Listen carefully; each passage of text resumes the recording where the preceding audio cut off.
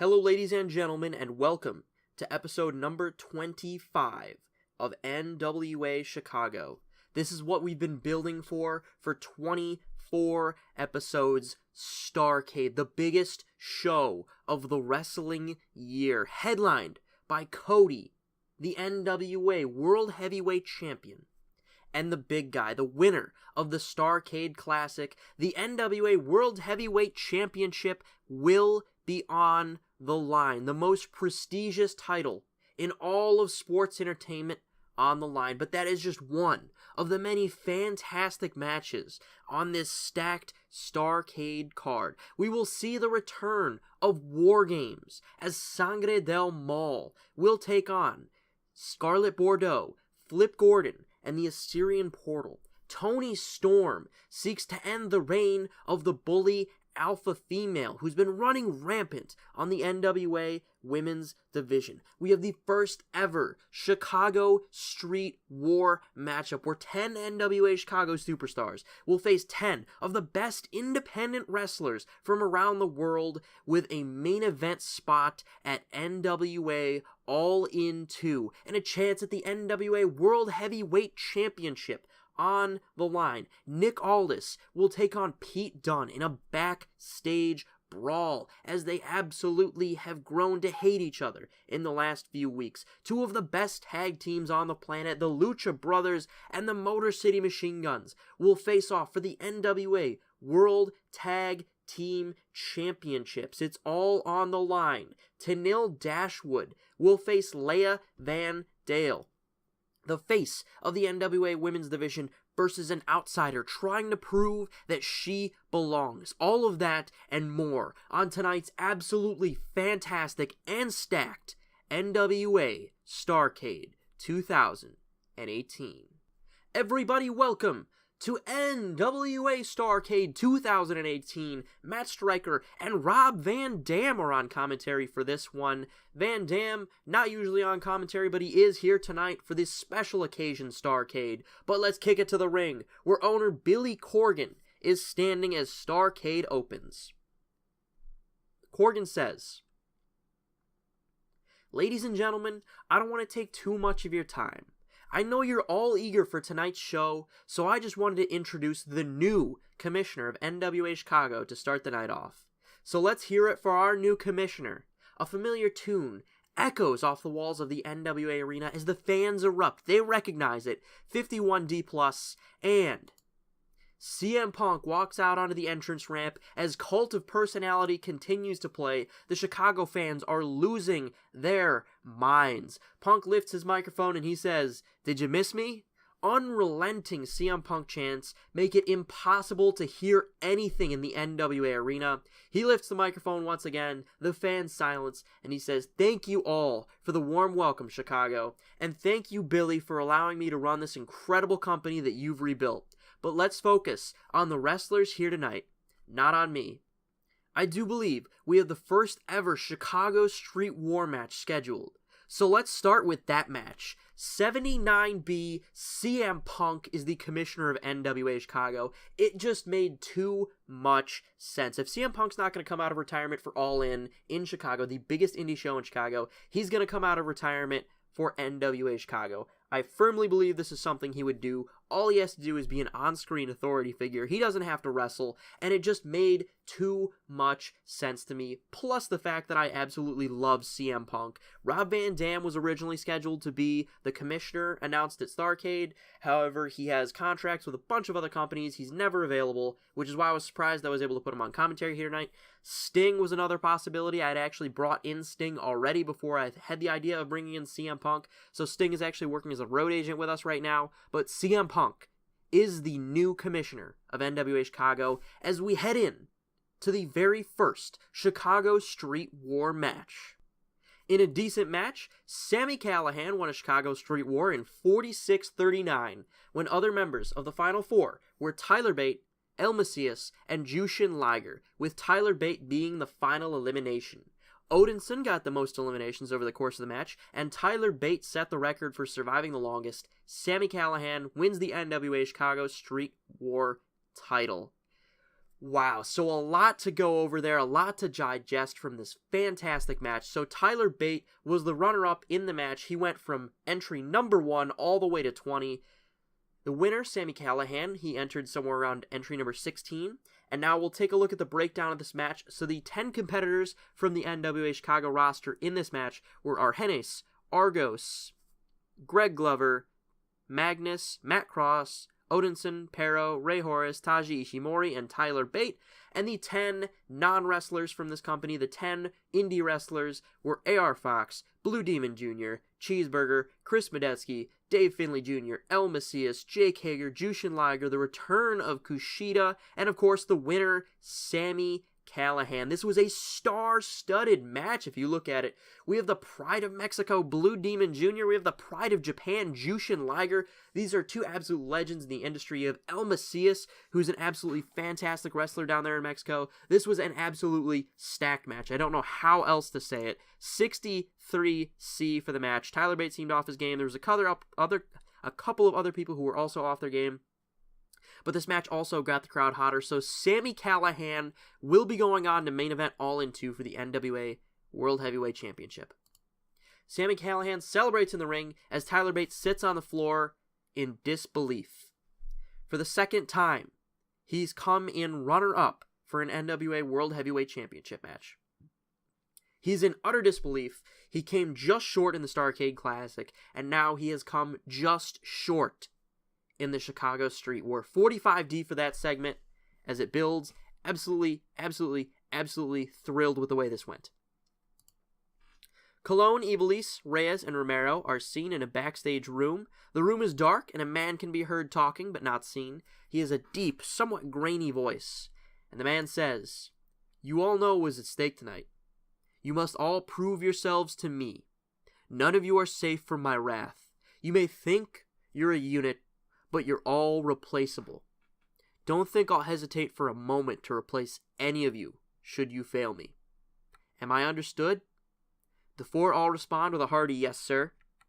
And the man says, "Good. Now go show these people what Sangre del Mal really means, what we stand for, and don't you dare make me cash in our insurance policy just yet." 46D, as a mysterious figure, is the leader of Sangre del Mal, and an insurance policy is referenced. What could it be? Who knows? But the following match is Toni Storm versus Alpha Female. Let's go to it. In a poor match, Toni Storm defeated the Alpha Female in 13-17 by pinfall with a strong 0. 43D for the match, 42 for Toni Storm, and a 36 for Alpha Female. Alpha Female seemed off her game. What a match. Toni Storm is the first woman to beat the Alpha Female. We actually move on to the next segment, and the crowd are electric as Toni Storm becomes the first woman to pin the Alpha Female in NWA Chicago history. The crowd are chanting for Toni as the referee raises her hand. She begins to tear up, and the crowd chants Toni time as she just drinks in this moment. What a moment for Toni Storm. A 58C-. This is single-handedly the best women's segment we have had to date. This was entirely based off of Toni Storm's entertainment. Absolutely outperformed anything I expected. I have to give a hand here to Toni Storm. I'm giving her a small golf clap. Fantastic performance. Toni Storm has gotten so over with the crowd with this win. She beat the unbeatable, the bully Alpha Female. Way to go, Toni Storm. And now we prepare ourselves to go into War Games. And in a poor match, Colon, Ivelisse, and the Havana Pitbulls defeated Scarlett Bordeaux, Flip Gordon, and the Assyrian Portal in a War Games match in 24-48, when Colon defeated Ophidian by pinfall with a backstabber. So I overbooked this match on purpose to hide a lot of the performance issues that I knew would happen in this match. Flip Gordon was really off his game. As you can see, not a lot of people performed really well. That's because War Games is a brawl-based match, so I didn't expect all these competitors to do particularly well. A 41D, and you're going to see a lot of pop-ups here as people don't like to be in brawl-based matches.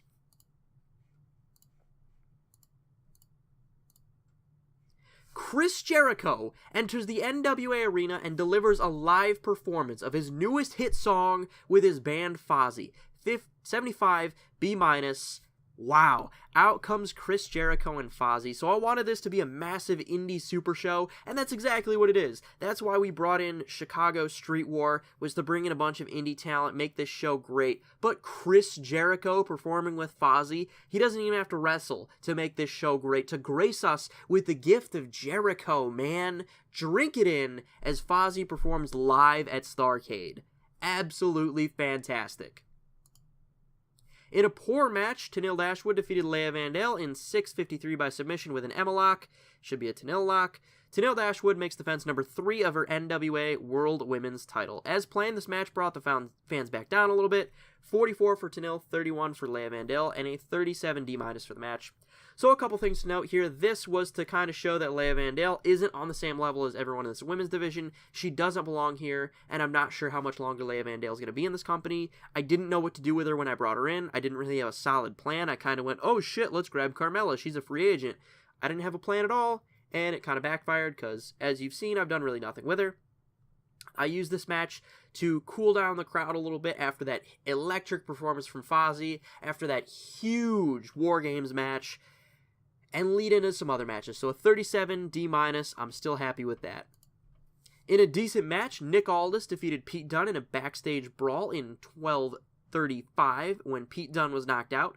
53 C- for the match, a 56 from Aldis, and a 40 from Pete Dunne, so one of Pete Dunne's best matches. Nick Aldis performs very, very well in this one, as they had a pretty underrated match on this card, when all things are said and done perhaps, but a great backstage brawl between Nick Aldis and Pete Dunne. Aldis gets the win, as if there was any question. Aldis needed the win. He lost the NWA World title. He lost his rematch. He lost in the Starrcade Classic. You gotta build him some momentum again, and a big win here against Pete Dunne. As now, we head into the electric NWA World Tag Team title match, the Lucha Brothers versus the Motor City Machine Guns. And in a bout that had great wrestling and a decent reaction from the crowd, the Lucha Brothers defeated the Motor City Machine Guns in 17:06. When Phoenix defeated Alex Shelley by pinfall with a Phoenix Driver, the Lucha Brothers win the NWA World Tag Team titles. I was going back and forth in this match about what I wanted the finish to be. All of these guys deserve to have the titles, honestly. All of them, both teams deserve to be the NWA World Tag Team Champions. In the end, I had to give it to the Lucha Brothers because they're so much more over than the Guns, but don't expect this to be the last match between these four, as this is an absolutely electric tag team combination here.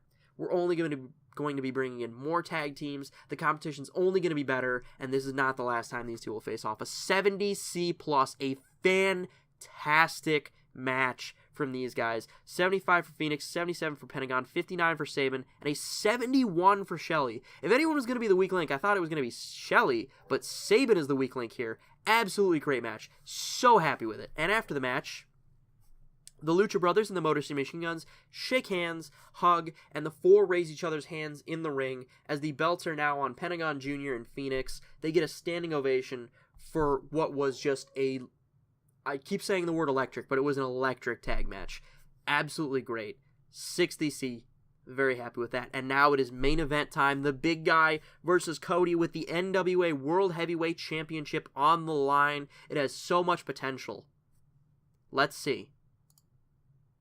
In a superb match, Cody defeated the big guy in 23:33 by pinfall with a beautiful disaster. Cody makes defense number 3 of his NWA World Heavyweight title, 71C for the match, a 72 for Cody, and a 69 for the big guy.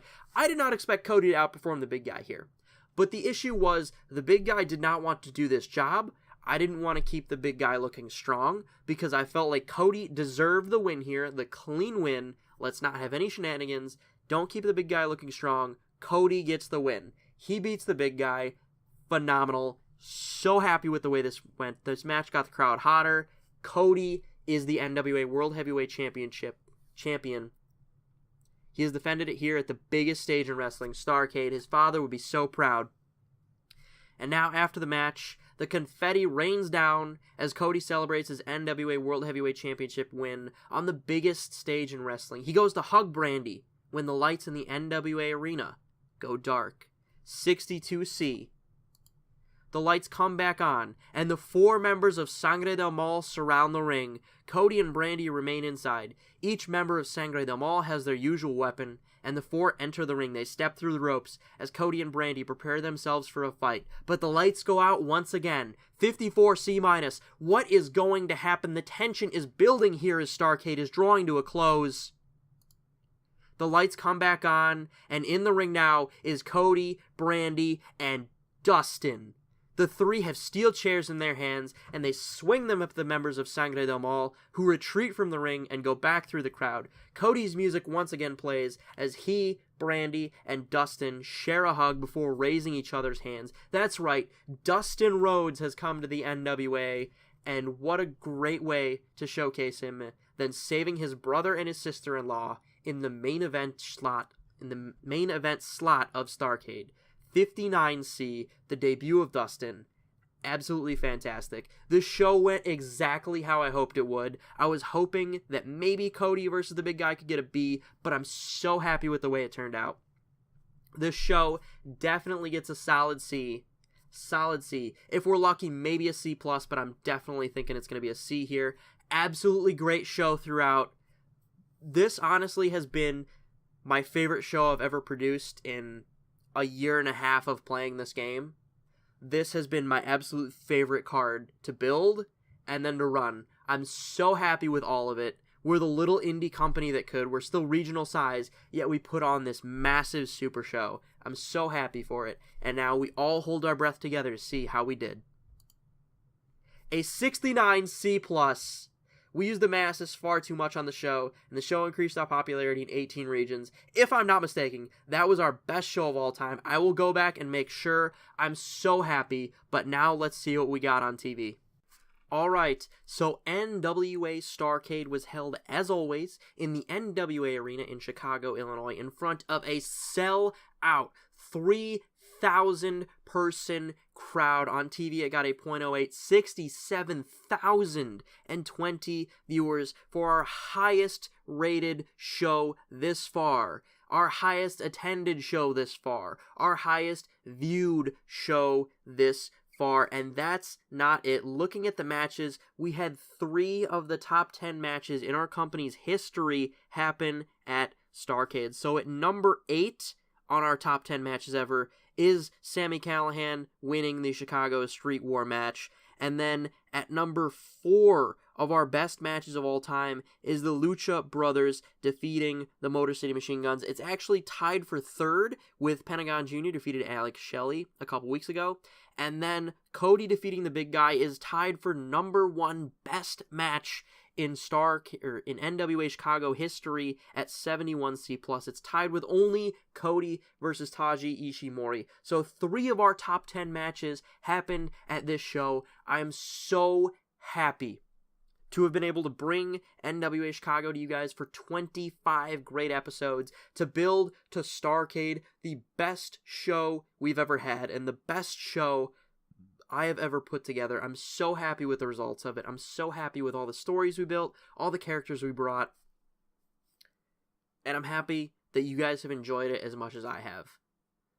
But now, we move on to bigger and better things. NWA Chicago begins traveling the world, the United States first, in our attempt to make this a cult-size company. We've proven that we can hang with the big boys. Starrcade was more highly ranked than Raw this past week, and that just goes to show you how much of an incline we are on right now. It is going to be great. I have so much in store, so many plans. There will not be an NWA Main Event Showcase episode for week 4 of December. I will actually see you guys on Monday, week 1 of January. That is when I will show you guys all of the different things so that we can just round out the rest of this month, round out all of 2018, so that I can show you guys company sizes, finances. If you want to see anybody's overness, make sure you comment that down below. Anything that you guys want to see from the wrestling world that we're in at this point, comment down below. I will be showing you guys all of the year-end awards that the game gives out, as well as probably the top 10 to 25 wrestlers ranked in the world right now, as well as where some of my top wrestlers are ranked within that list. So thank you guys so much for watching. Thank you guys for 25 great episodes, and I will see you guys in a stats update video and then the first NWA main event showcase of 2019. Thank you guys so much. See you there.